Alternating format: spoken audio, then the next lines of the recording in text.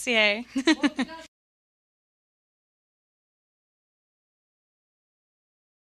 The land of Buddha. Yes. Your store in New York. The reason why we're bringing this topic tonight, because I felt compelled the first time that I stopped by with my sister, my twin sister, as you know, Mercy. She's into Buddhism. I'm into Buddhism. My father is into Buddhism. And it's a very special place. Dawa. You're coming from Nepal. Yes, I am. You have, obviously, college experience, political science, English literature as well. And you decided to come to New York. Can we just go back from the beginning, a little bit of your background in Nepal, growing up in Nepal, and why you decided to come to New York? Okay. First of all, I want to thank you so much for inviting me here and exposing the store out to your audience. And I'm very thankful for that. I came to New York just for the reason that anybody would come here in the U.S. and that is to, you know, To learn, explore, live. Or like mostly, I would say financial reason. What like Nepal is it's financially backward country, and anybody would come here to make a living, and that's how I end up here. You came here back in 1992. Yeah. That's quite a long ago. Yeah. Wow. And it was a big decision to come here from Nepal. Well, it wasn't a big decision. It was, I always wanted to come. I actually first came to Canada. Okay. I Oh, actually wow. You first came to went Canada, and you like Canada better? No. Canada is a nice country. It's a very good country. But at the time when I was there, Canada was going through recession.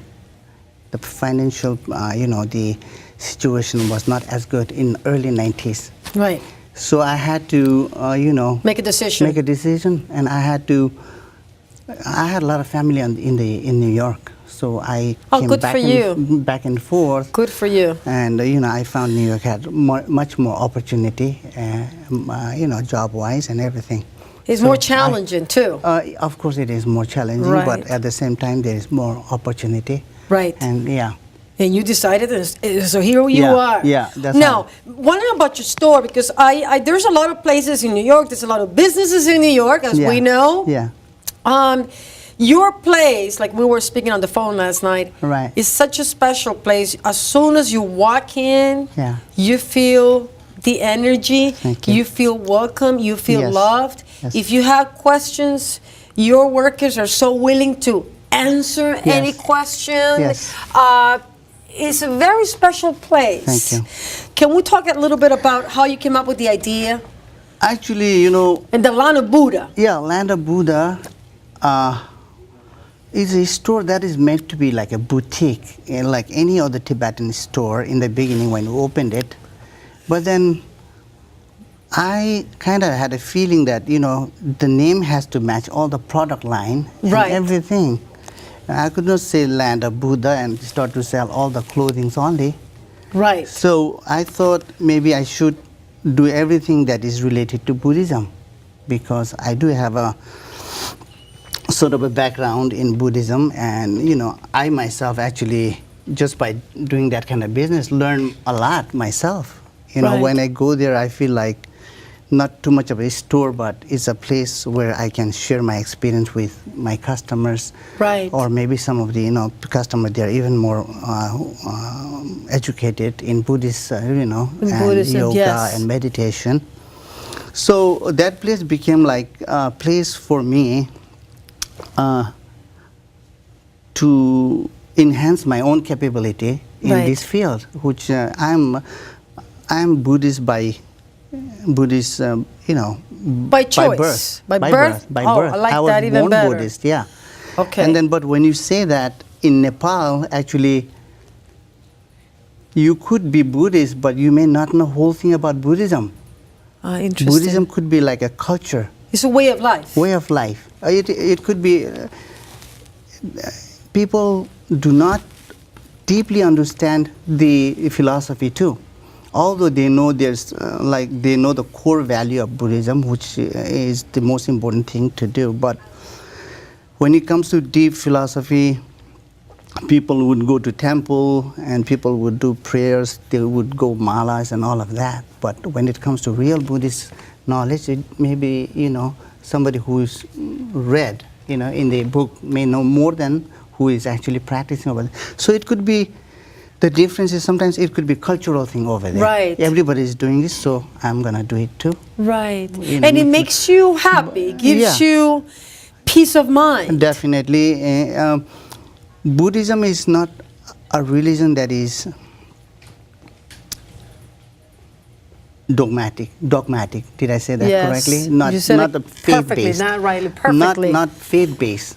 Right. And you shouldn't be practicing Buddhism on the basis of you heard something good or like you like the temple. Right. You have to, even the Buddha said, you do not have to believe because you heard it from me or from some gurus or anything. Take it to heart. From you. Yeah, take it to heart. And if there's anything that makes sense to you, then think about it. Right. But otherwise, don't just follow because it looks fancy. Oh, because it's a trend. Yeah. Or because the Dalai Lama and Richard Gere everywhere taking pictures. It's not a fashion at all. It's not a fashion trend. So at all. That's what it is. Buddhism will allow you to, become Buddha by yourself. You can achieve Buddhahood yourself. That is the main thing. And if you look into Buddhism is science of mind. It deals with your mind, and so it is fully scientific. In other words. Right. That's why right now, I feel that in the West, people are looking for explanation.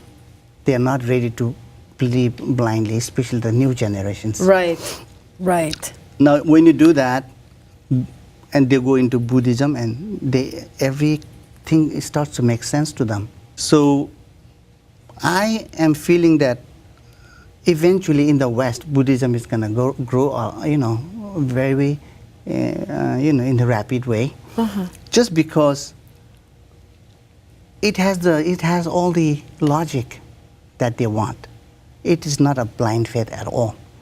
So I feel when I go into my store and people come, there are different kinds of people there.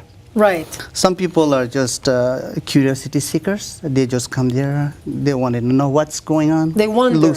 And they have questions it still looks fancy. All right, let's see what's up. They come. Some people they have a very hard time in their life, and they wanted to get some sort of help, refuge. Yes. And that may be temporary. Right. Some people wind up doing it temporarily for a week or so after they've got all the problem is solved, Buddhism is forgotten. Right. Which it shouldn't be. Shouldn't be. It shouldn't be, but it's true. Because when you go inside, and some people are just for fashion. They wanted to wear a couple beads. Right. They wanted to look spiritual. Right. And some people are hardcore practitioners. They know everything, and also some people know everything, but they don't practice. Right. So there are so many varieties. So at the end, it seems like, how many minutes we have left, Deshan? We have about 10 minutes, right? We still have time. I just want to make sure the time goes so fast. Yes. I'm going to run this to you. You're going to run this to me? Yes. Why? Talk to me. Come here. What's happening? A special thanks to, okay, Just perfect. at the end. Yeah, absolutely. Andrea. Well, I don't have to say it at the end. I say it right now. Okay, baby, right now. I love it. I love that. I love you, Deshan. You're big. you more. You're much into Buddhism, like we are. Yes. Yeah, we have to have special thanks to Musical Concepts, right? From Delighted, musical company for Andrea, for the segment, the Be Delighted segment. Yes. With Musical Concepts. We want that, Andrea. We took care of that, and we are all set. But basically, my question is that, as we know, we live difficult times. As we know, it's compelling what's going on out there.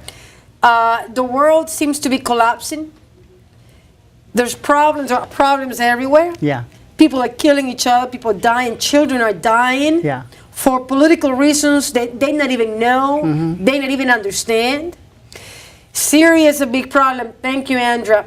Egypt, Obama is facing such a huge challenge. The world is changing fast. And it is a concern of mine what the future is going to look like, right? Yeah. Because it seems like everything is Right. is wrong. I mean, everything is going down. It's war, it's unemployment. Yes. Right? People are killing each other. How? And we were talking about, about this last night on the phone. Yeah. Right? Yeah, yeah. So how can we make a world a better place? How we can make a difference? You don't have to be Buddha. Right. You don't have to be Jesus. Yeah. Right? You don't have to be Michael Jackson. You don't have to be Britney Spears. True. You don't have to have big names Yeah. to make a difference in this world. How can we make it better? How Right. can we fix it? Now the thing is, I'm not like a huge political, who follows politics really vigorously. Yes. I just look around, read a little bit news. But one thing I think is, in the politics, it may not exactly the case what we see from outside. Right. We hear and we read a lot of news, and news says something, but in my opinion, it could be totally different inside the Right. situation. So it is really hard to say this has to be the way or that has from outside. Okay, we're as a peace lover, we'll say we shouldn't have a war. That is everybody knows. Right. And then but it keeps happening. It keeps happening. Even the leaders know that. Right. But it keeps happening. So there is. How can you prevent that? Now that's the question, right? How can Right. you prevent it? How can you prevent from happening like that? I think leadership has to be, in my opinion, that's my personal. Please, I want to hear your opinion. I'm not at all some political analyst or Neither anything. do I, but right? I'm here. I want to hear your opinion. Right. My opinion is, any kind of politicians, if they are truthfully for the people of their country, they should follow the what do you call they should do the right thing for their people. Right. You're by the Not people, looking for the people, by the people, and for the be people. Courageous, It's not about money. Courageous, be Right. courageous, and make a decision that may be unpopular. Maybe they will lose votes. Right. Even though they had to lose some vote, do it. But most of the times it's not happening that way. They're so scared to lose their vote because it's a very unpopular decision.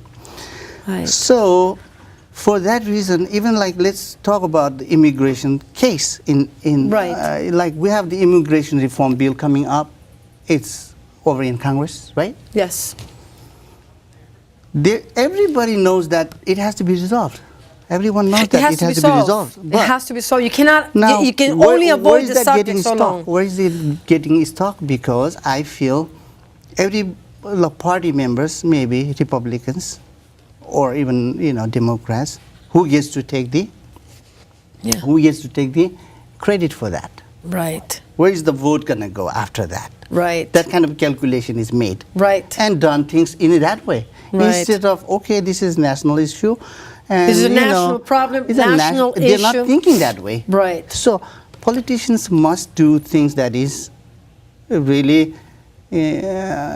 for the benefit of the whole country instead of party themselves. Right. I think this is the same thing that goes everywhere around the world. Right. I think, right? I think a power. Dictators are too scared to lose their power. Right. And make all the decisions. But They don't everybody have- seems to be obsessed with We power, have to Dawa.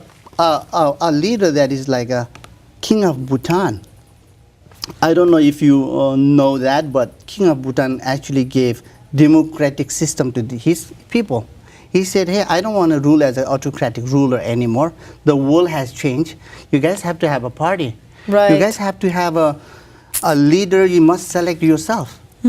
So that has never happened in the, I think, history of any other country. I feel, I'm not 100% on that. But if leaderships are But power selfless, is not looking for something- people, then I think But it Dawa, will change. power is something that is not that easily to give up. That is true, but unless they have some sort of... Unless they have a truthful Exactly. calling, a Right. truthful purpose. Right.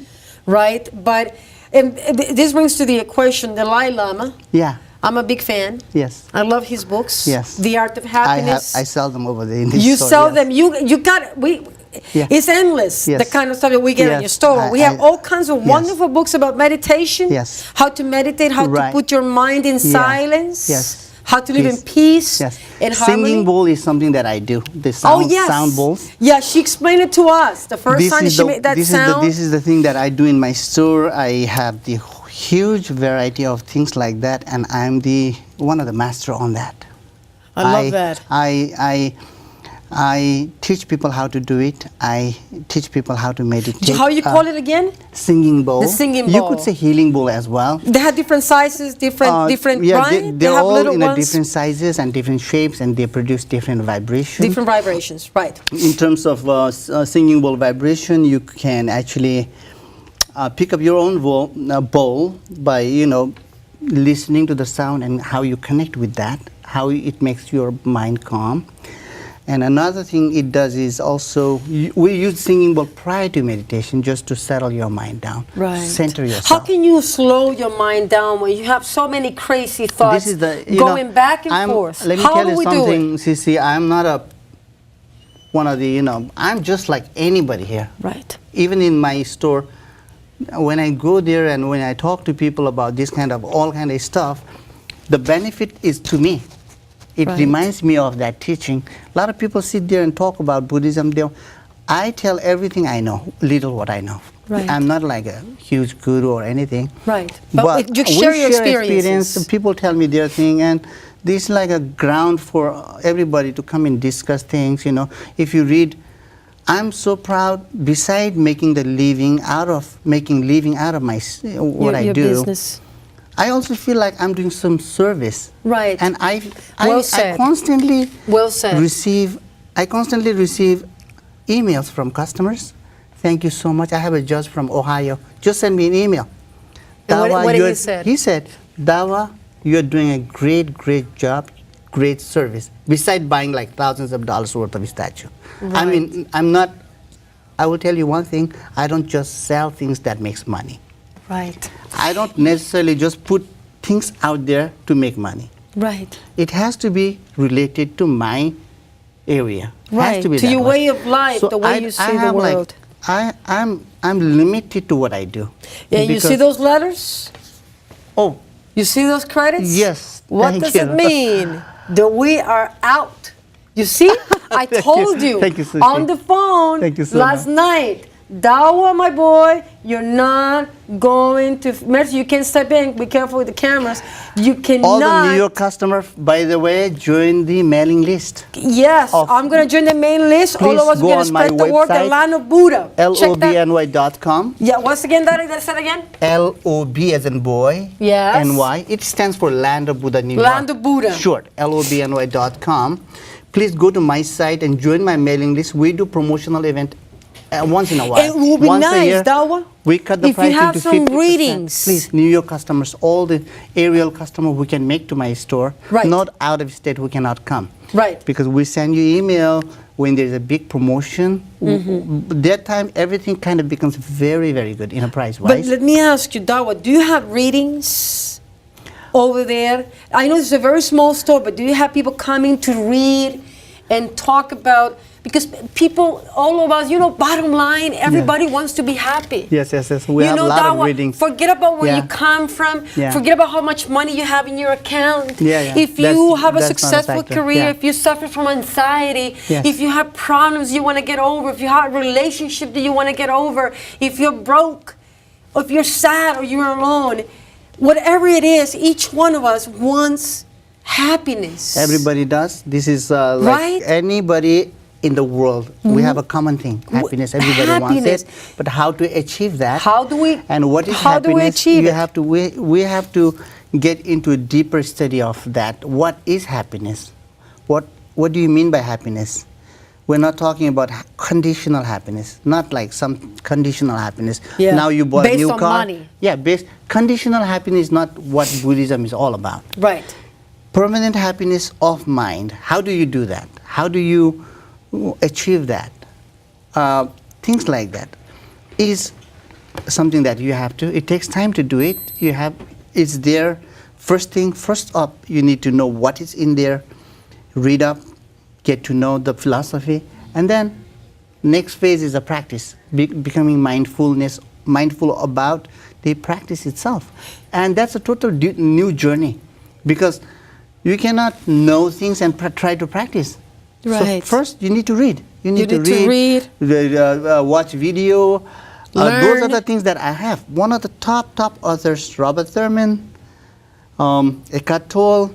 I love the Dr. Wayne power Dyer. of now. The power of now. Yeah, power of now. We have Shoggyal Rinpoche. Right. And you get this lady with the short hair. What's the name of that woman? Who she has like she looks like the Dalai Lama. Oh, but Pema Chodron. Yes. Pema Chodron is there. We have. You got everybody there. We have one of the most popular authors in the store, and we will expand more. But at the time, we have books of the people that does not need to write book to live. Right. They talk, it becomes book. Right. We have things like that. I see. And so, but it would be nice you have readings, Dawa. Oh yes, we do. We have. You a do lot have of readings. The public is invited. Oh, you mean reading? Like- Meaning that sitting down and read. Space is the problem for that. The space is a problem for that. But we may be expanding the store. Very and good. When it happens, I will consider having a sort of library and sit down, meditate, read, whatever. Because people need it, Dawa. No, we do. Everybody need that. I have people coming by just to hear singing bowl sound and leave. Doesn't cost anything. We all know that we shouldn't get angry. We all know that we shouldn't do that. We shouldn't lose do this. control. We all know that. But knowing is not good enough. Right. You have to practice on You that. have to practice. Knowing itself is on the just, daily basis, right? If you read a couple books, only you know. Yeah, but what do you do with knowledge? That is just it. to kill your curiosity. All right, that's in Buddhism, that's in Christianity, that's in everywhere. that. Oh, okay, I know about it. I read it. That's it. Right. It doesn't do any good to you. You only have a little bit knowledge. You may even forget. Now, Right. if you practice now, let's talk about Eckhart Tolle. Okay, Eckhart Tolle, who is the author of Power of Now. The Power of Now. And finding the life's purpose. Eckhart Tolle tells that he achieved all of his wisdom while he was a beggar.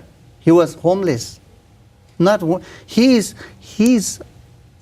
PhD by his education. He's a doctorate person who has done doctorate in philosophy. Now, he says on his own video, he tells, if I have to stay in the exam of PhD right now, I will fail. I will fail it. And the knowledge that I have received has nothing to do with my PhD. The books I wrote, everything has happened when I was beggar, not beggar, but homeless. I meditated, I sat down, and the wisdom set in him. Right. What is real? What is the purpose of life? What really matters in life. Right. So you need to meditate. Every day. And become realized. You got to realize, you got to come into realization what is the real thing. But then you may need additional support. So you should read like authors, bigger authors, somebody who is really like somebody, Dalai Lama, Robert Thurman. Yes. Eckhart Tolle, Wayne Dyer. Eckhart Tolle and Wayne Dyer never says I'm a Buddhist or anything, but anything they're saying is all in Buddhism. Right. I got you. I think it was a lovely show. I enjoyed it very much. Thank you. Thank you for coming by. It was an exquisite experience to have you in. And you see, time flew. Yeah, I know. Really, you didn't. Thank you so much. And once you start getting into it, Dawa, we start getting into it, and we start getting into it, you can't stop. But guess what? We got to get, we have to stop because otherwise they're going to kick us out. Yeah. All right, guys, thank you for watching. I love everybody. Deshan, Gloria Messer, thank you very much for helping. Sending a lot to Andrea and Charles and Alex and George Santana and Dwayne Harris, Big Mountain Entertainment, Caterina Lankova, Jairo Zuleta, everybody Darren in England, who's collaborating from England. He's an artistic producer in England. Sending my love and support to each one of you. Thank you for watching. See you next week.